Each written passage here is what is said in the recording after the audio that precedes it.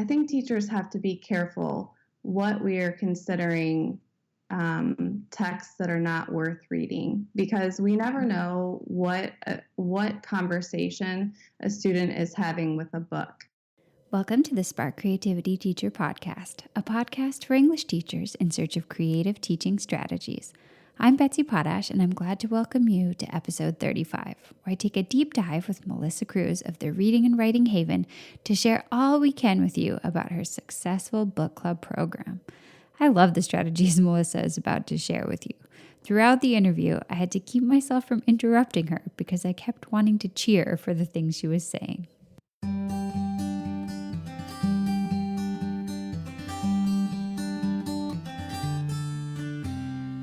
I first met Melissa when I began working with her for the website teachwriting.org.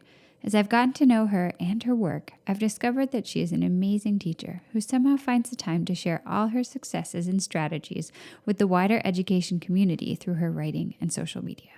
While we are focusing in on her strategies for book clubs today, you'll find lots more to love on her website, The Reading and Writing Haven.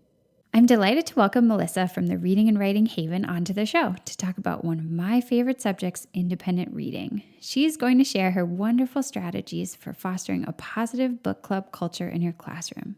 I work with Melissa on the teachwriting.org team, and you will not find a more hardworking, thorough, and organized teacher. Welcome, Melissa. Hi, Betsy. Thanks for having me. My pleasure. Can you tell me a little bit about yourself, what you do, and how you got to where you are? Sure. So I've spent, over the last decade teaching secondary ELA.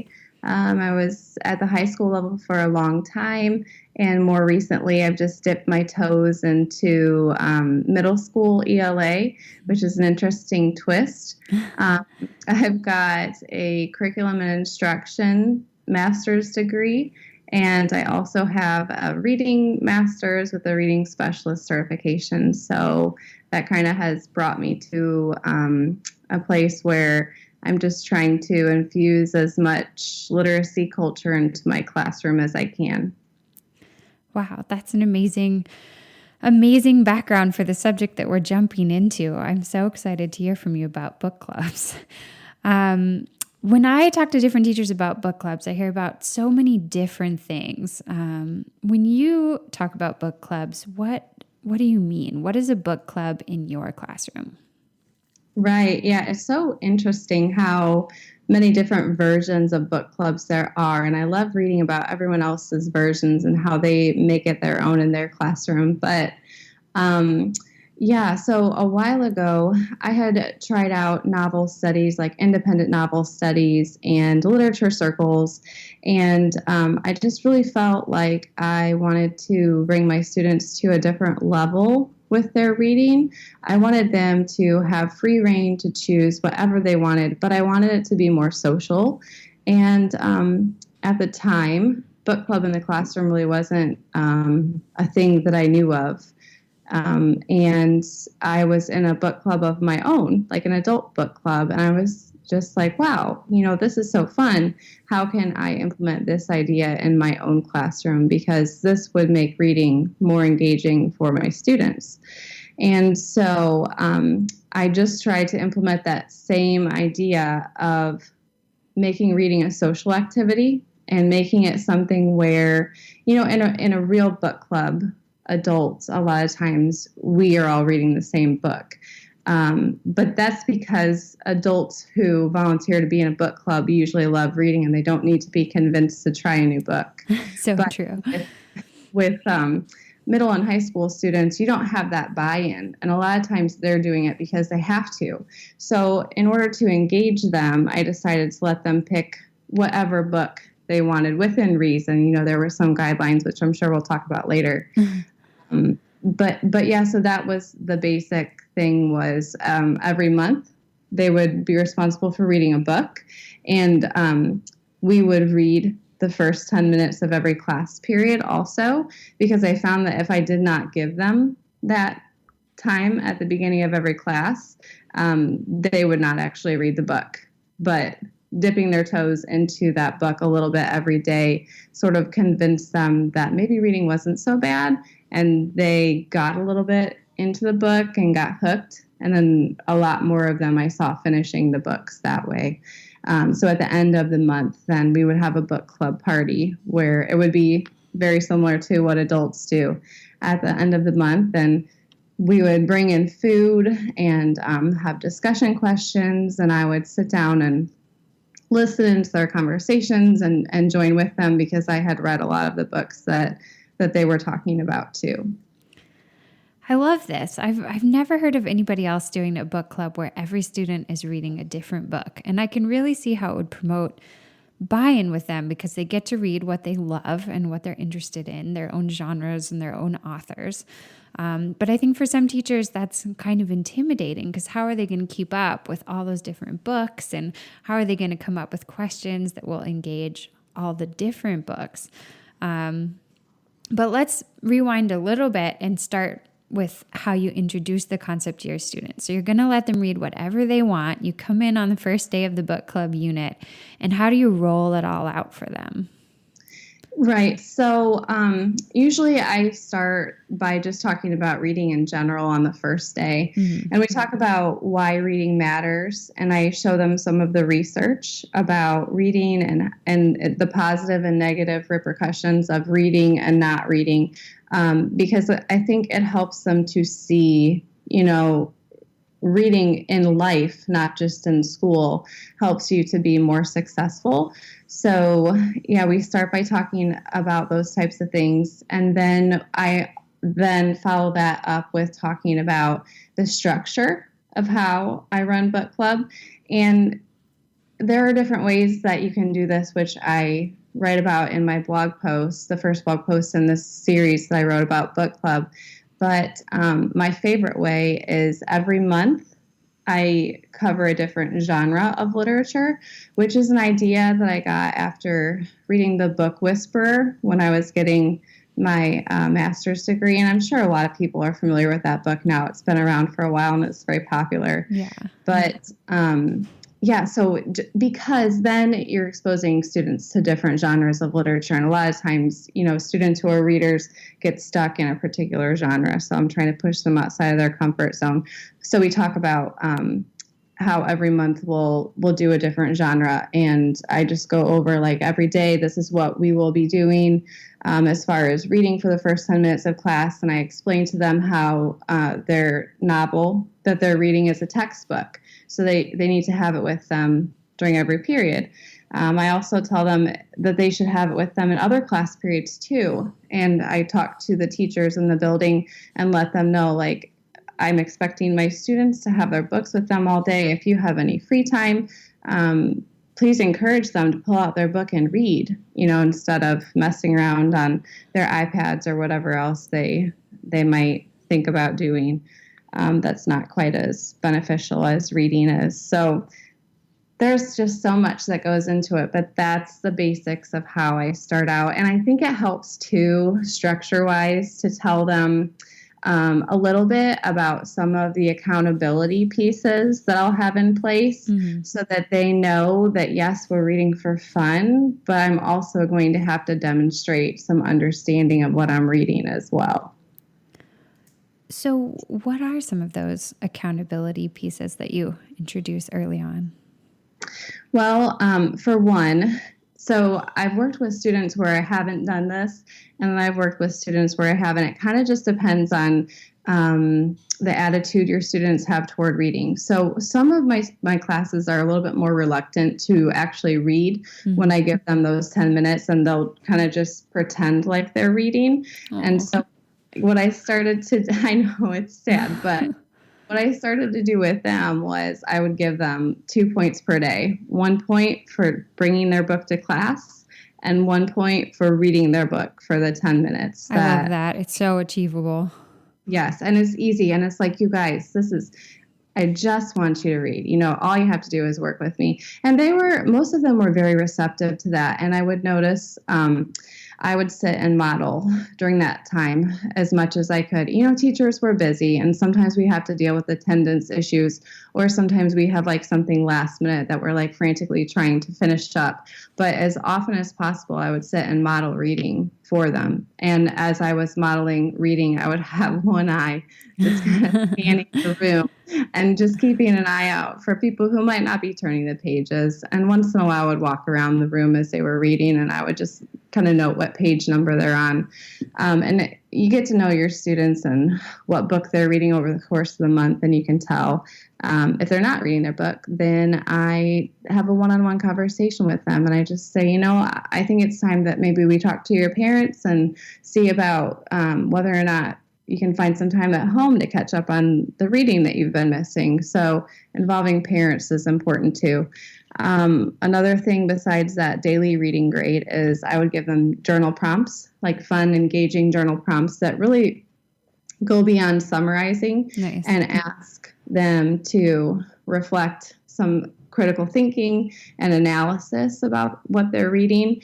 And, English teachers are pretty perceptive. We can tell based on a written response how much a student has actually read of a book. And then I've done other things too, like as soon as students are done with their 10 minutes of reading, we'll do a really quick think, pair, share, or I will, with an interesting question, I have just some fictional question stems and some nonfiction question stems that I use in the form of task cards. Sometimes I'll also just be like, call on one student. I've done this not consistently, but it has worked. I'll just tell them, okay, this month, every day after our 10 minutes of reading, somebody else will have a turn to stand up and do a quick book commercial about what you are reading in the moment. And so book commercials can be very formal, or they can be informal and on the spot, which is how I've mostly used them. So the main difference between a book commercial and a book talk in my classroom is a book commercial. The students are asked to not summarize, because I feel like that's what they do with a book talk, a lot of summarize it. But with a book commercial, they're selling it to their classmates. Why should other people read this book? And so when they're talking about why their classmates should read that book, they're, number one, asked to think beyond summarizing. And number two, they have to talk about the book in a positive light. This is one of my favorite ideas from your blog post, because not only is it this great way of assessing whether students are getting through their reading, but it gives all the other students a little teaser for a book that they might want to read next, whether it's for the book club or whether it's just something they might want to take home. Right. Yeah, that social aspect is so important. Just getting them to talk about books really makes a difference. I found that with my students, that aspect of the viral book, like the book that some student reads and then is obsessed with and starts passing on to their friends, is part of what brings the reading culture from the sort of, I have to read this, to I get to read this. Yes, definitely. And I think I mentioned that too. Yeah, it's you did. It's very important to talk about how you're just to sort of censor what you're saying. You are privileged to get to read these amazing books that, school libraries now, a lot of school libraries are so amazing and welcome. And the school library that I worked in when I first started doing book club, they would have dance party Fridays, and kids would just, and the librarian would come in at the beginning of every month of book club, and she would partner with me to introduce the month's genre by doing really interesting book talks about her favorite young adult books and the Abraham Lincoln books for the year. And kids would just, there wouldn't be enough books on the shelves. And it was so awesome, because when I first started teaching a long time ago, it just wasn't like that. Yeah, that makes me so happy to hear. What a blessing for your school.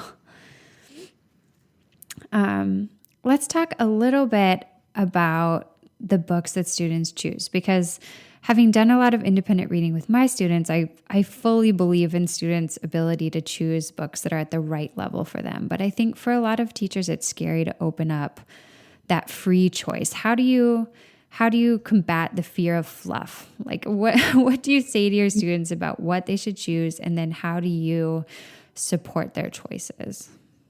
Right. Well, I read an interesting article a few months ago about I think teachers have to be careful what we are considering texts that are not worth reading, because we never know what conversation a student is having with a book.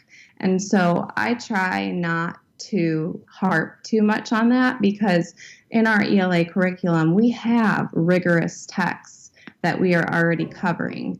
We have texts that are aligned with the Common Core. We have texts that the kids either love or hate, and that they have to read. And so with book club, this is something where I'm trying to get them to love reading. And so I don't necessarily focus on fighting that battle as much. I do tell them I would like it to be a book that you have not read before. I say there's nothing wrong with rereading a book, but just for the purpose of broadening your horizons and getting exposed to new things, I really want you to push yourself to read something you haven't read before. And usually students are honest about it, but you have to kind of give up on fighting that battle, because there's just no way. If you have 145 students, you can't know every book those students have read in their past. Another thing I tell them is that they should, before they select a book, they should sit down and read the first few pages. They should familiarize themselves with the back cover or the inside sleeves, and see if it's a book that they like. But also, I tell them, if you're reading the book and you know every single word in the first 5 pages, that might be a little bit too easy for you, and you might be able to find something a little bit harder and push yourself more. And then I also tell them, if you're reading a book and the first couple pages, there are a ton of words you feel like you need to look up in order to understand what it's saying, that might be at your frustration level, and you might not want to finish that book. But ultimately, if a student chooses a book that is considered a young adult type novel and they want to read it for book club, and they tell me they haven't read it before, I usually let them do it. I have had the instance a couple times where a student's very stubborn and they pick a book that I know is way above their reading level.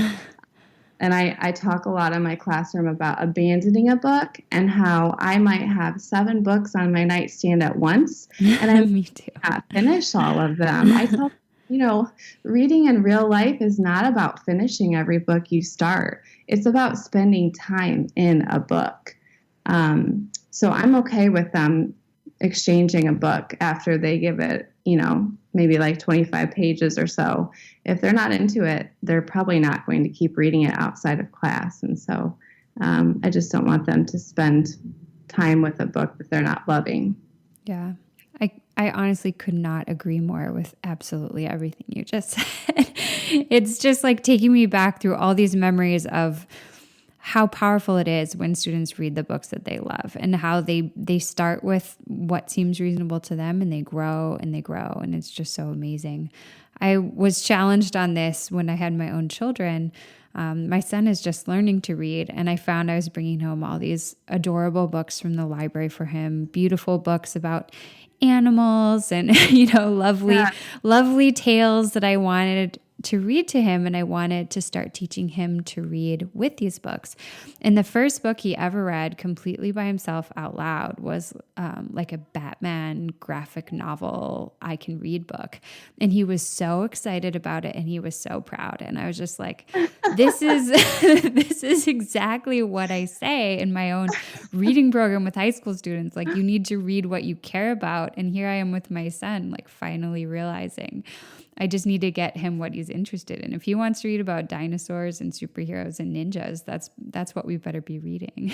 Yes, because it really is just about hooking them when they're young, when they're impressionable. It's about building a stamina for reading. It's about seeing reading as a hobby and not a chore. Because when you get into college and the real world, sometimes you're forced to read texts you don't want to read. So you need to have that background where you're a reader and you're used to reading, in order to make that work and be successful. Absolutely. Absolutely. I once had this big debate with a department chair that I had years ago who didn't want me to be promoting YA so much in my classroom. And I was actually like brought to tears. I was defending it so hard. I just couldn't believe that I couldn't get my point across that students have to read what they love. But I'm just really happy that we're on the same page about this. Yeah, we definitely are. And it's not like I think that book club should take over regular curriculum at all. Right. I do. Yeah, I wrote about it in my post. I try to help my students see that reading is something that is not an assignment. It goes beyond the curriculum. We have our curriculum. We're not sacrificing that. We're enriching it by teaching kids that reading is fun and they should be doing it on their own as a hobby. Absolutely. And if we think about it, it's what we do as adults. I'm usually reading a book about teaching or a book about the world, some kind of nonfiction. And I'm usually reading something for fun that I'm up to reading at 11 o'clock at night when I grab the book off my night table, Right. We have these different layers and levels to our reading, and students can too. Exactly. Yes. All right, so I love all this. I want to start to wrap it up here now. If there's a teacher listening who's feeling a bit nervous about giving students all this independence, what would you say? Like, what can teachers do to just remind themselves that they are helping the students, even though the students are independent? What is the role of the teacher? They're going to model the reading. They're going to set up the structure. Yeah, and I think the teacher is the cheerleader and the encourager. I think you have to be really careful. You have to be careful not to put too much pressure on yourself, like feeling like, oh, I'm failing, they're not enjoying their books. And you just have to keep trying it and keep encouraging them and keep modeling for them. Because eventually once they see you're not giving up and once they see you're not trying to play the I caught you game, then they're more receptive to trying something. And Donald Miller talks about that in her book Whisperer book too. It's about just building trust with students and having conversations with them about what they're reading. I think another thing that teachers can try to do to make it work more smoothly in their classroom is give a reading interest inventory at the beginning of the year, so that you have something to look back on if a student gets stuck, and communicate with students to try to pair them with books that you think that they will enjoy, and also partner with both the school librarian and the local public library, and even take kids on a field trip to the public library. In some communities, it amazes me how teenage students have never been to their public library. They don't even know what's available to them. So just doing different things like that to show students that you care, that you want to talk to them about books, and that you're there to help them and not to ask them, a trick question like, oh, you didn't read your book. You didn't know what color Jim's pants page 10, Yeah. Yes. Oh, wow. Well, I couldn't agree more with everything you've said, and I appreciate you coming on the podcast so much. I know that listeners are going to want to find you. What are some of your favorite platforms? Where can folks connect with you? Yeah, thank you for asking. I love connecting with other teachers who are interested in learning more. So my blog, www.readingandwritinghaven.com, you can contact me there. I also love sharing ideas on my Instagram. My handle is at Reading and Writing Haven. So you're welcome to send messages there or comment on posts, but I would love to hear from anybody. And I also love to hear, your twist on things, how teachers are doing book club and incorporating literacy in unique ways in their own classrooms. Wonderful. Well, I will link to both those platforms on the show notes today, and I will also for sure link your wonderful series of blog posts about book clubs. Thank you, Betsy. It's really been a pleasure. Thanks so much for having me. Absolutely. My pleasure as well. Thanks for tuning in. If you'd like to check out the show notes for today's episode, just head to www.nowsparkcreativity.com and click on the podcasts tab at the top of the page. Also, be sure to subscribe to the show on iTunes, as I've been lining up some wonderful guests for the next few months. You don't want to miss my upcoming conversations with two amazing Angelas, Angela Watson from the Cornerstone for Teachers and Angela Stockman, author of Make Writing.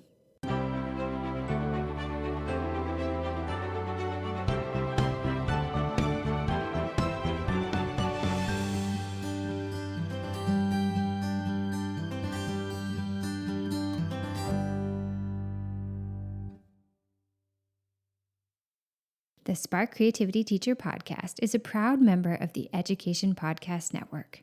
The Education Podcast Network, podcasts for educators, podcasts by educators. For more podcast recommendations, visit edupodcastnetwork.com.